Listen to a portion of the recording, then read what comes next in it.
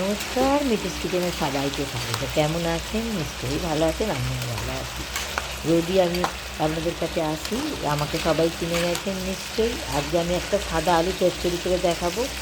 কার ভালো লাগে সাদা আলু চচ্চড়ি? কোনো মশলা নেই, শুধু শুকনো লঙ্কা ফোড়ন দিয়ে আলু চচ্চড়ি।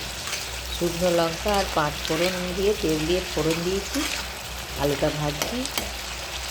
সাদা আলু চচ্চড়ি আর সাদা রুটি। দেবো নুন, নুনটা পরিমাণ মতো, আর কিছু পড়বে না, শুধু জল পড়বে, কেন হলুদ তেল কিছু পড়বে না, এটা সাদা আলু চচ্চড়ি।